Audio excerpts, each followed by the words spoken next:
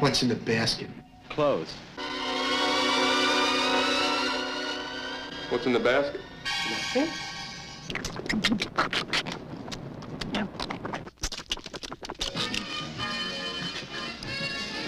What's in the basket? My brother.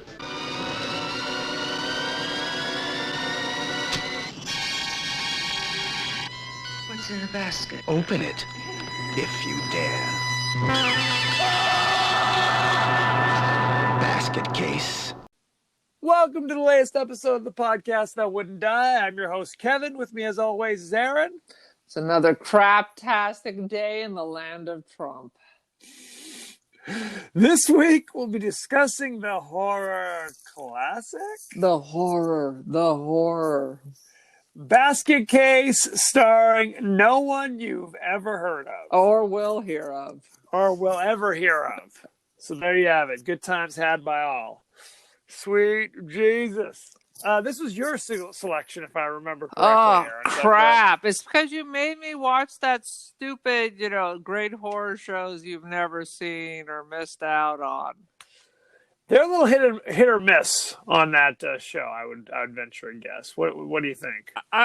For this movie, I'm telling you, there are parts of it that are completely fantastically crappy, and other that are just disgusting and gross, and you're like, unclean after watching it. That is basically the tagline for this movie: unclean.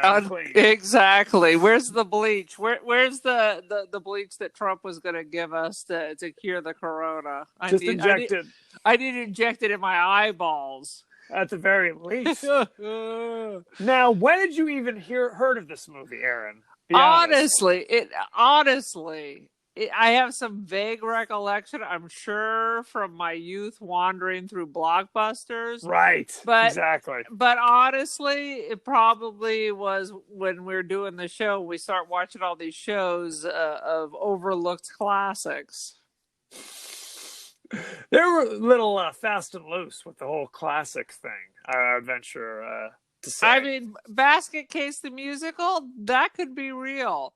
There are parts of it that are just so crappy, it's kind of funny, it's just so freaking over the top, and then it makes a left turn, you're just like, ew. It definitely takes a dark turn. And then, of course, as usual, there is no logic or meaning to anything that's going the hell on. There really isn't. There's no... Okay, give us your 30-second synopsis of Basket Case. All right, so dude shows up to one of those Law and Order New York hotels. Yep. With a giant basket where he pays like $2 for a room. Like a picnic basket. Like a huge giant picnic basket with a padlock on it, and he has a backpack. So clearly he's a murderer, a serial killer, or he's doing a snuff porn.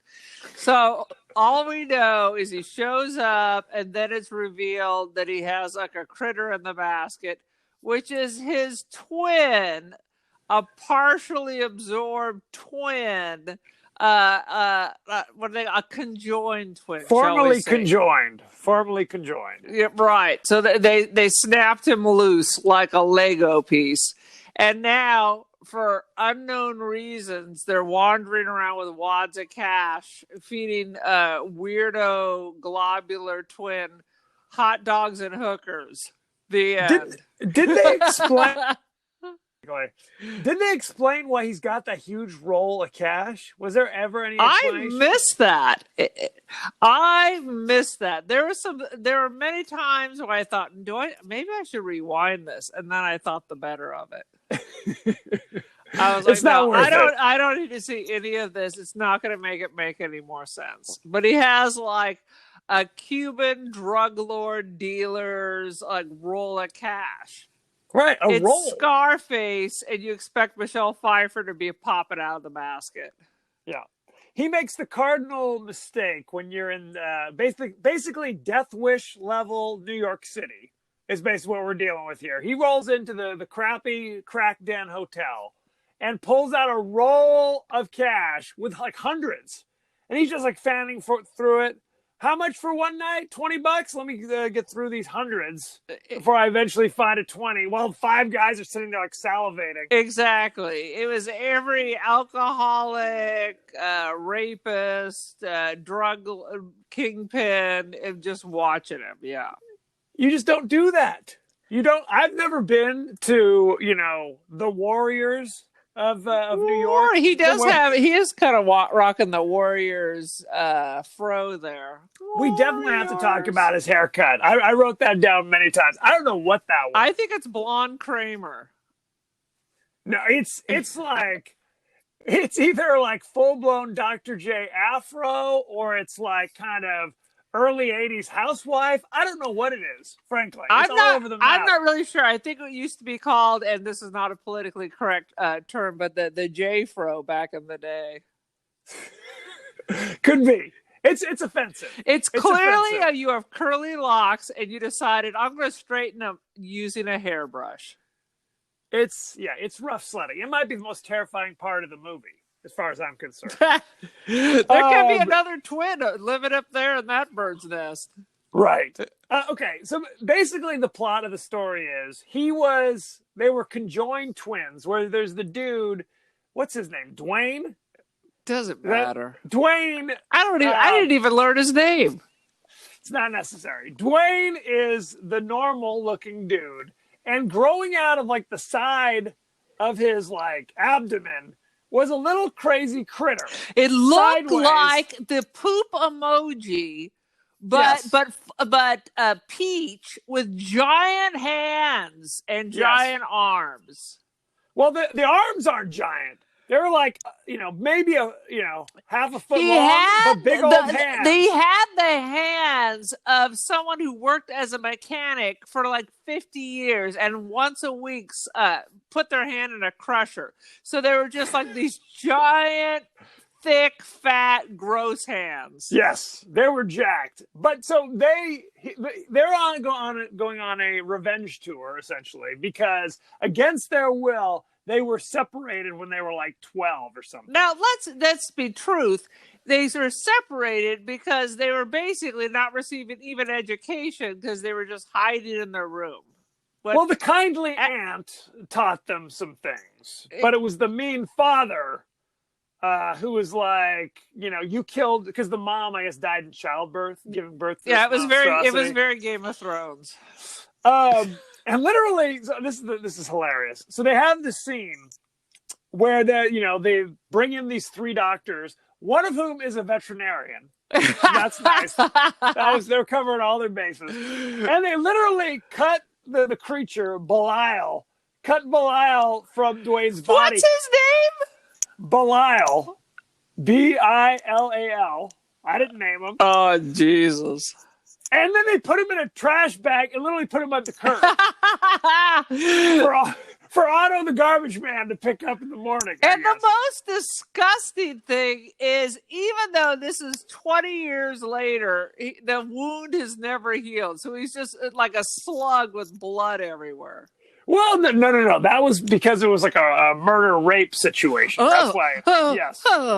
Yes. We're going to get there. They were using that. The blood is the lubricant, I guess. Oh, sweet. You took it. That's a bridge too far. Thank you. So Dwayne's like side is all scarred up, essentially. And again, the little creature in the frickin' basket has these arms with giant hands, but no like legs. It's just like a lump. Yet it moves remarkably fast, can scale walls. It is like ridiculous, this thing. So there's no. They also made a point of saying that the reason they were separated is they did not share any organs. So that means in the poop emoji, everything, his brain, his bowels, his heart, his lungs are all, if you could just imagine a peach poop emoji with fangs that just screamed all the time. That's right. That is exactly right. Again, let me stress this. They put him in a trash bag, a hefty bag, and put him by the trash can. I'm going to clarify it even more. If you've ever been to IKEA, they used to sell this heart-shaped pillow with these two big hands. Now, replace the heart with the poop emoji and fangs, and there you have it. So clearly, IKEA was inspired by this. So years have passed, and now I don't know what they were waiting on. An adult Dwayne and his mutant, formerly conjoined twin who carries around in a giant picnic basket are now going to the big city to murder the doctors who did this against their will. They've already murdered the father using some kind of crazy Rube Goldberg hacksaw invention. I don't know what that was. It was like a table saw that flies through the air because even though they've never been released from their room and they were educated by a kindly aunt, which I'm sure just as Bibles and beatings, they're also electrical engineering geniuses. And what happened to the aunt? Did they say she went out of town for the weekend and that's when they did this? We don't know. We don't know. There's no explanation. It is anarchy. I love half the time when the creature kills people are kindly enough to just lay on the floor. Did you notice that happened on a couple occasions? Okay, nothing. And quite frankly, when they're killing people, it just seems like they're caressing their faces in an erotic manner. Right. Well, it's a little plastic thing, like a rubber glove that you would like wash dishes with. Essentially, that's his claw. And he comes up and kind of rubs your face, and then it's like a cut, and you cut back, and it's obviously they've done a bunch of extensive makeup. Honestly, it is half porn because it's like one of those things where the guy is always sticking his finger in the woman's mouth. Well, little poop emoji does the same thing. Yes. So simply him raking his giant fat rubber hand with a seam on both sides, clearly visible to anyone. That is correct. Just the petting and the occasional finger exploring the mouth is enough to make you drop dead. Why doesn't anyone just punt him like a football? Yes. It's a poop emoji. Yeah, they need to work on their mime skills, basically, because people are carrying around this basket like it weighs 5 ounces, and yet there's this muscle-bound creature inside this basket, which is literally overpowering people. Climbing mountains, climbing New York skyscrapers. Yes. Has no legs. It's a poop emoji with hands. I cannot stress that enough. Yes. At the end of the movie, he's holding on. It flies around at times. It seems like it. It is fast as can be. At the end of the movie, he's literally, the little creature is holding on to the fire escape with one hand, holding on to Dwayne, like strangling him with the other hand while they're hanging out the window. I mean, he's as strong as an ox, evidently. But again, he's able to strangle his twin with his hand while hanging off the sign for the Broslin Inn. What the hell name of is this place? Yeah. You know it, don't you? Like, literally, there are scenes where the creature's knocks down a door. You would not have the leverage to knock down the door, no matter how strong you are, if you weigh 5 pounds. They're in the outer limits, man. Science, there's no science. There's no physics here. It makes no sense. But he thrashes, and apparently has no common sense, the Mr. Emoji. Because at one point, he just thrashes the whole hotel room, screaming the whole time. Well, it's basically he flips out. Because again, at the beginning of the movie, like, Dwayne's got the creature, his brother, padlocked in a wicker picnic basket, right? Because his brother's a dick. I mean, is that, like, this, you're supposed to be on the same team here, right? Why are you padlocking homie in there? Ignoring for the fact that this is a steel padlock on a wicker picnic basket. Ignoring the fact that the dude is kicking indoors as like he's like the size of a Thanksgiving turkey, but he can't break through wicker. Cannot. Well, later in the movie, some crackhead steals the picnic basket when Dwayne falls asleep in the movies, takes it to the bathroom, throws it on the floor. Again, obviously an empty picnic basket. In 2 seconds, kicks the lock off the picnic basket because, again, it's a wicker picnic basket with a steel padlock screwed into it. I mean, it's worthless. And then promptly is killed by the creature within. So, good time. And the creature then finds his way back to wherever it needs to be with no one noticing this giant, lumpy poop emoji with freak giant hands. Yeah.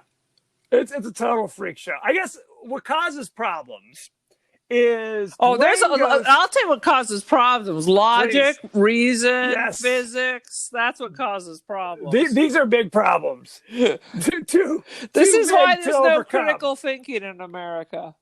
All because of Basket Case. Yes. It's the beginning of the end. So Dwayne goes to a doctor's office, one of the doctors, and is immediately getting the hard, hitting on from the chick behind the counter. Like a ridiculous amount of pressure. You know who he looks like? I really thought about Lay this. it on me. Do you remember in later Roseanne's, the dude that was in The Great Santini and then went on to be in Roseanne? Are you talking about the guy who was also in Caddyshack? Yes. Yes, I know him. I know him well. That's who this dude reminds me of. What is his name? Michael O'Keefe, I believe. Michael O'Keefe went from, I think he was nominated Academy Award for The Great Santini and then went on to do Caddyshack. Yeah, a lateral move. And then it was like you've killed the engines on the jet, and now it's just careening towards the earth. That's correct. This might be Michael O'Keefe, frankly, as far as I know. It's his conjoined twin. Yes, it's a horror show.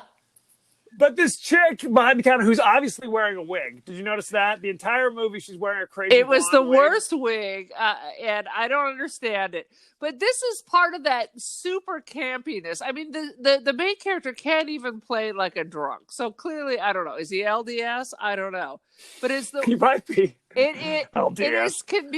This movie can be so freaking campy, and then the next minute so disgusting.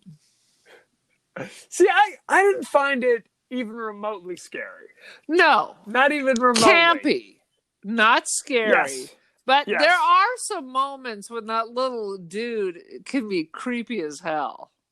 Yes. And not just in the weird sexual nature, but also in the weird sexual nature. Especially in the weird sexual nature. Oh, sweet Lord. But basically, because this chick is coming on to his formerly conjoined brother, the little crazy lump goes nuts. He's right? lump, he's lump, he's in my head. Yeah. That's basically the theme of the movie, by the way. Good times. And he psychically communicates with his twin. How about that? We forgot to throw that in. Oh, yeah. Well, there's a scene later in the movie where, he gets knocked out by the little crazy critter, and then he dreams that he's running naked through the city. Yes. You remember this? With full dingle dangle. Yes. Full frontal nudity. So if that's what you're looking for, full frontal male nudity, this is the movie for you. Well, there's some giant artificial boobs later on, so there's something for everybody. There are. So you have that to look forward to. If you can handle the 20-minute long Chariots of Fire scene of the naked man running through downtown New York. And the carpet matches the drapes, by the way. Good times. Yeah, slow-mo. Evidently, this was, he was dreaming this while the crazy critter was crawling through town to go sexually assault and then murder the kindly receptionist. I couldn't figure out if he had possessed his brother's body, and that's what was going on. No one knows what's going on, except smash cut, she's naked asleep, and then the creature has his way with her, essentially, In a while murdering most her. disgusting, gratuitous manner. Yes. And quite frankly, half the time when the creature is assaulting people, it looks like he's having his way too. There's all kinds of weird motions and touching and Touching you, touching me. Yeah, exactly. Oh, little lumpkin. Oh, sweet Jesus. There's also, we didn't even talk about the hooker with the heart of gold who lives down the hall. Who is, I don't know why she's there. I guess it was supposed to be like a bit part, but they liked her performance so much that they expanded. Are the you kindly talking hooker. about like the lady who looked like she was in that Seinfeld episode when Kramer went to Hollywood? Are you talking about the African American lady who's actually Yes. the stand-up comedian? Is she a stand-up comedian? She's actually a stand-up comedian, but better known for her pivotal role in Basket Case. I literally thought she was a transvestite for half the movie, so it was hard for me to know what was going on. No offense. Who if you're can listening. say? Who can say? If you're listening, no offense. We're not tied but down by gender roles in these day and age. We are not. We are not. Whatever floats her boat. There you go. Toot toot. Sweet Jesus. Any other scenes you want to talk about? Oh my God! I busted open my thing. So yeah, I said I wrote this down from the collection from the Museum of Modern Art. It's on did you notice permanent that? collect. I was like, what? Yes. Yes. The Library of Congress has put that aside. Which seems ridiculous. This should not be, frankly, should not be shown anywhere, much less the Museum of Modern Art. Okay, thanks for nothing is what I say to that. I would agree with that. Do you know where the term basket case comes from? I do not. It's slang for World War I. That's what they used to call soldiers that had lost all 4 of their limbs. Oh my God! Isn't that horrible? And it just later became slang for someone who just can't cope. Like I always thought a basket case was a crazy person, but you're right. That sounds.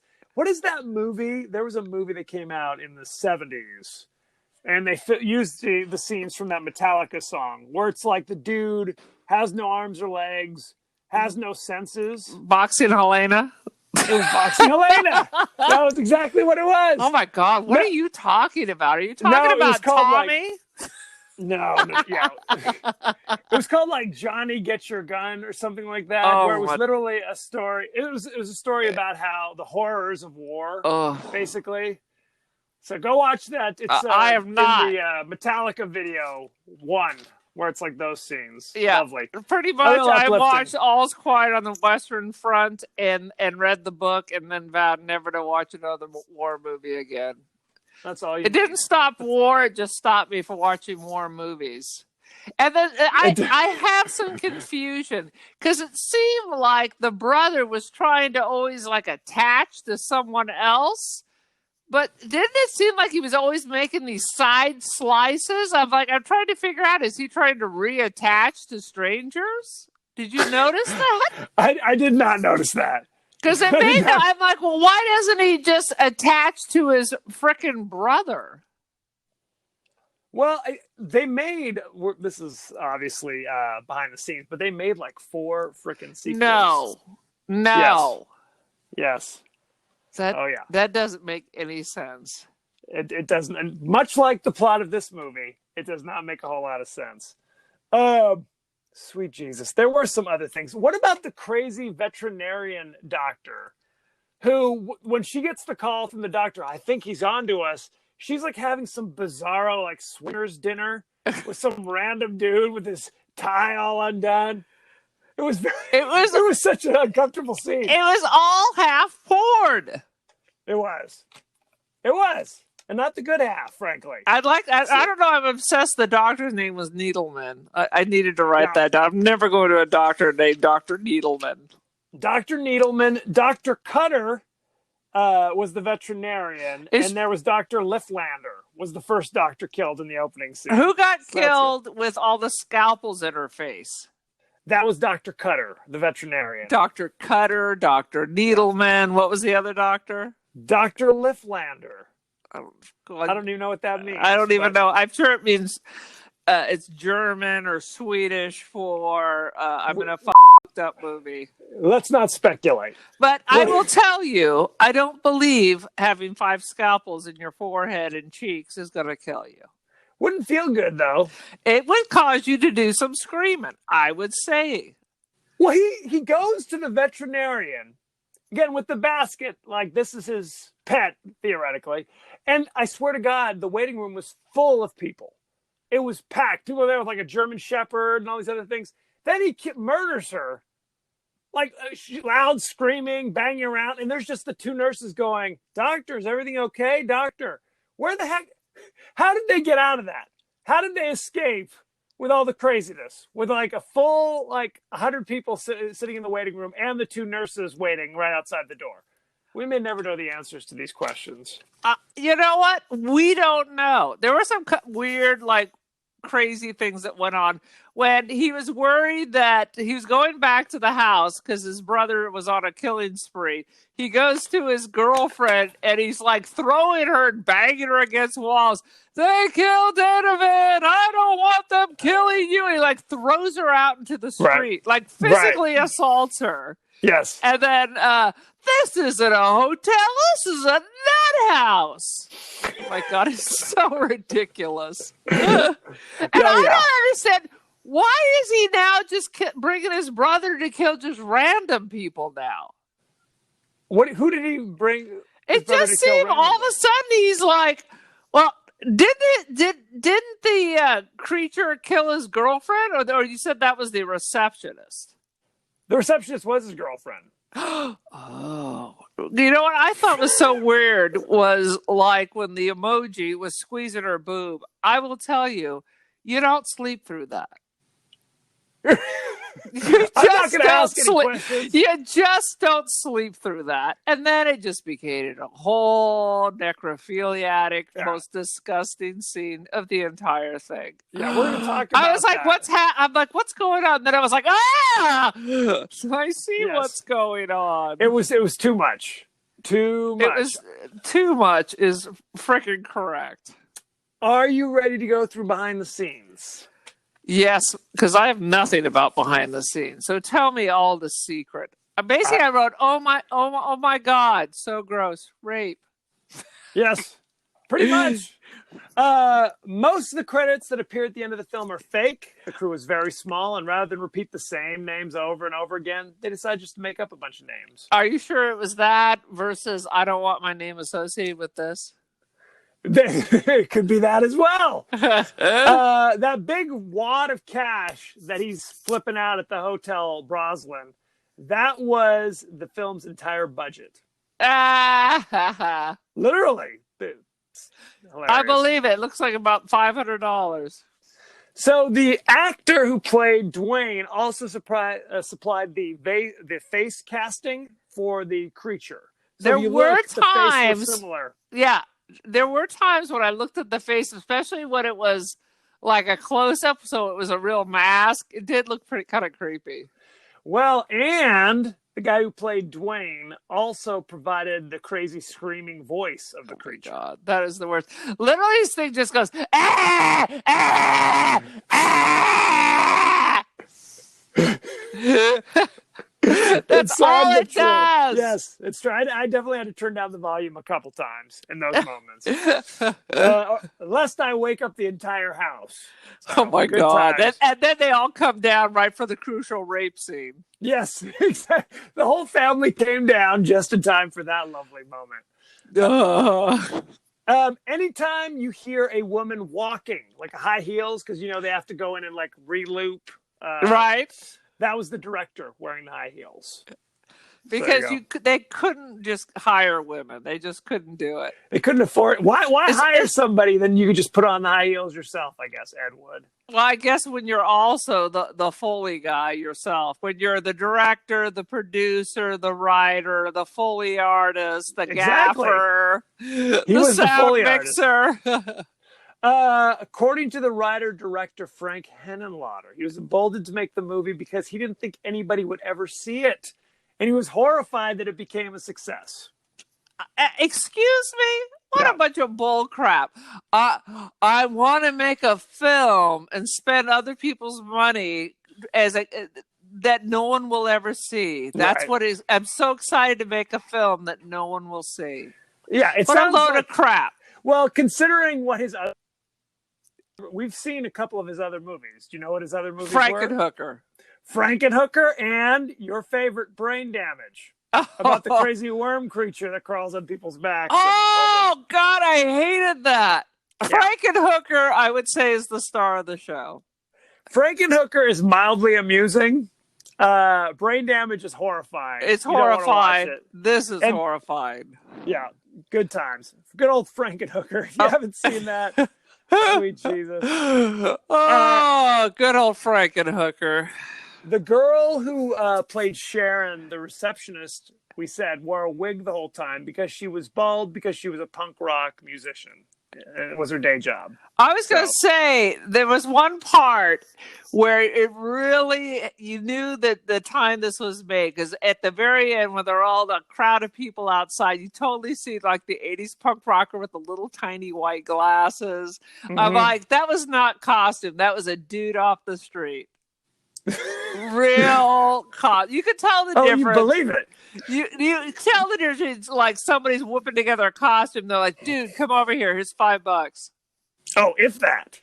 If that. Yeah, like the scene where he's running naked through town, Yeah.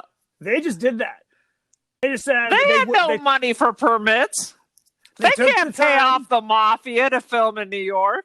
They took the time to sweep the sidewalk so he wouldn't injure himself stepping on something bad. But The other than human that, excrement and broken glass and heroin Pretty much. needles. Pretty Oh. much. It's a sad situation. The movie came about because he was brainstorming movie titles, came up with Basket Case, and then worked forward from there. What would Basket Case be about? How about A Creature in a Basket? That's it. Good times. Didn't they keep Helena in a basket too? But it was a box. A box. Oh yeah. Boxing Helena. Maybe not it was- basketing. Unboxing Helena. Oh, exactly. The film's budget was so low, the crew would go dumpster diving for discarded furniture and plumbing to dress the sets. I believe it. Clearly. And clearly, correct me if I'm wrong, is not his family home and the apartment the exact same place? Well, everything, like the doctor's office, it's like you would never go to a doctor's office look like this. And the fact that they're also going, the lump goes to the vet, Yep. and his brother gets to go to the doctor. We can only afford health insurance for one of you. And vets are more equipped to work with people with severe developmental delays and such. Yikes. I don't think he was going to the veterinarian for health care, but When Good to they're trying to euthanize him. Look, my dog's mold needs to be put down. my favorite thing is the fact on all the boxes, like we go to Blockbuster or whatever to rent it, the VHS covers would all have like a blurb from Rex Reed where he says like, "This is the most disgusting movie ever." And that's the Or excuse me, selling this point. is the sickest movie ever. It was his famous thing, and they put it on the boxes. That, quite gotta be great. frankly, that's a bold statement. Yes, There are many more disgusting movies. Zombie, for one. Zombie. I love Zombie. What was who's the director? Lucio Fulci. Oh, I'm already getting stomach aches thinking about that. As you should. Just that name. We can.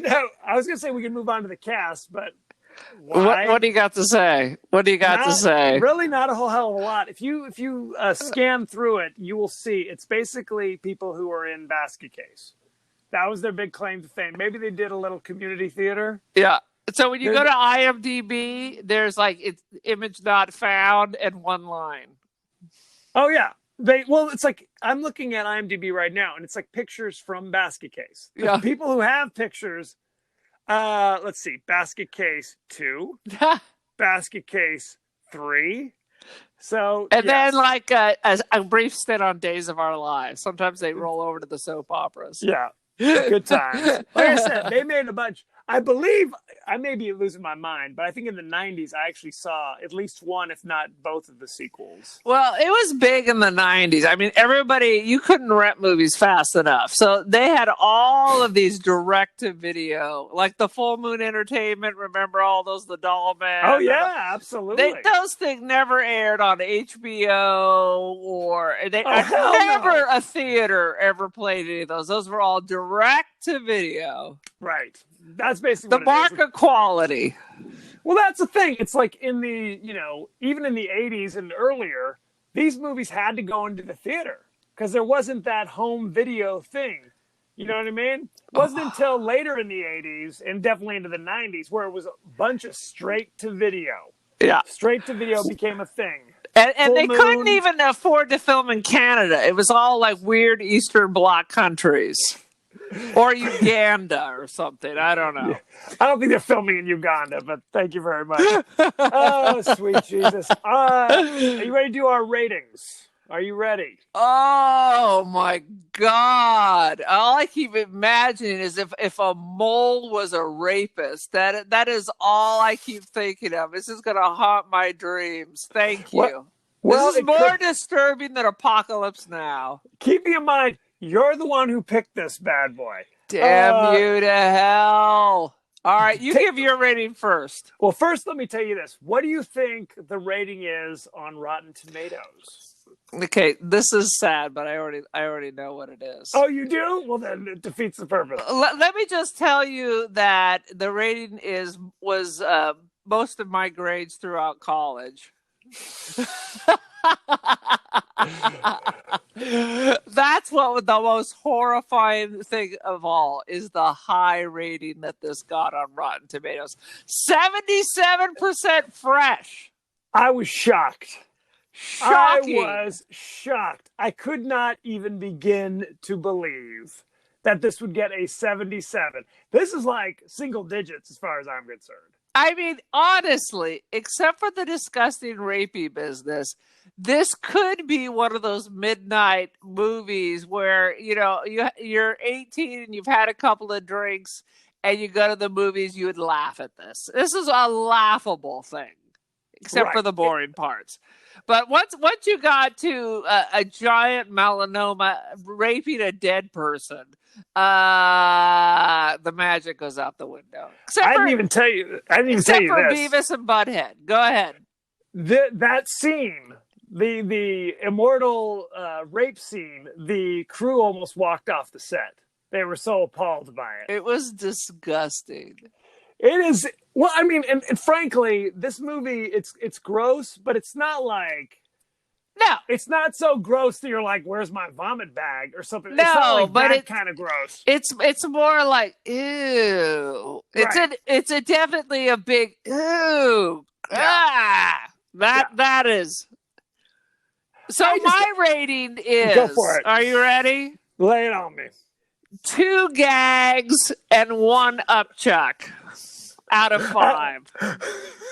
I'm not sure what the conversion on that is, but the same as leprechauns to unicorns.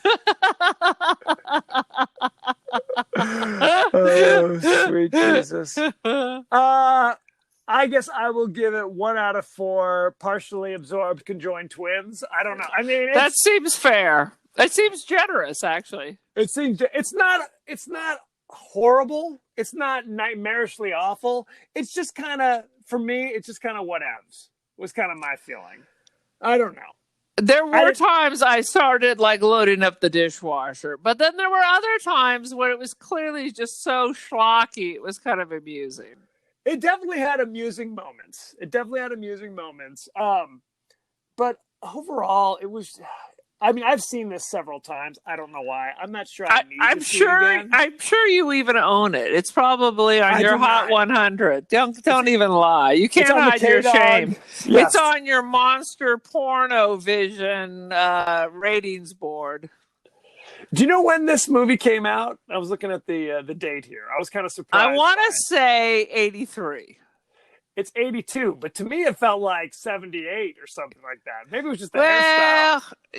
Early 80s is still really the 70s. That is true. You know, there's always like a little crossover there.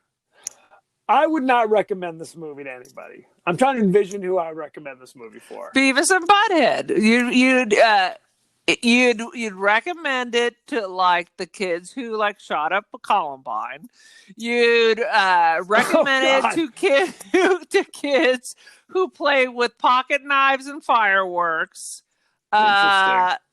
This is your what do they call that? This is your oh my God. I don't know. Your select crowd. It is the kids who spray paint swastikas, on the high school. Here you go. Okay. Well, next time I see one of those kids, I'll be sure to mention it. You throw a copy of the Betamax version out to them. They will look at you, raise their fist, and light your car on fire. And then the cycle will be complete. It's like raw meat. Exactly. Just throw it to the dogs. So there you have it. Go to our page on Facebook at The Podcast That Wouldn't Die, or our page on Twitter at TPodcastTWDie. You can email us at thepodcastthatwouldn't-die at Gmail. We are on Apple Podcasts, Google Podcasts, Spotify, etc., etc., etc. And Aaron, you were on social media. What's the word? Bird's the word. I'll tell you what social media says. It says, don't see this movie unless you're going to turn it into a Broadway musical, because that could work. You love to turn these things into Broadway musicals. All I keep thinking, Little Shop of Horrors, man. That's true. Any one of these could be the next Little Shop of Horrors. All you need is remove whatever gruesome melanoma rape and put in a couple of snappy show songs, some little soft shoe, a little tap, a little, you got it. Straight to Broadway. Shoe, a little tap. We get Gregory Hines on the stage. What's happening? Brezhnikov's still alive. Can he learn a new dance style? Does it have to be ballet? Hello. You're the dance coordinator here, so you let me know. I saw those size 15 tap shoes in my closet after you came back from San Diego State. So That's don't right. even put your touch on me. I was always an artist. Yes, I got to describe. They were, first of all, not size 15s, but they were bright white for some reason. I like to think they're from the Barry Manilow collection of Capizios. Capizio classics. Good times. Anyway, we don't need to dwell on this. I This just is want to fun, know, horrifying. was there a leotard that went on with that? I mean, I took tap with Miss Trixie, but that was in kindergarten. You were a full-grown man, so This was part. Okay, I was a drama major, as many of you know. oh, And you're part full of it- drama. Save the drama for your mama. Part of it is dance. So I was doing a little jazz, a little Jazz modern, hands. a little tap. Not at the same time. I wasn't doing tap shoes and leotards. That would No, just be no absurd. ballet. No ballet. That's next week. I So thank you very much. And never got to say what my social media was. You got embroiled into your modern dance. And you're whatever. the one who brought this up, damn you. Go ahead. I'm the cultivator on the Twitter and the Insta. I am There- not on the Snapchat TikTok. or the TikTok or whatever those websites that the pedophiles use to send secret messages. I'm not on any of that. Well, that's good to know. So thank you very much and be well. Rock and roll, people.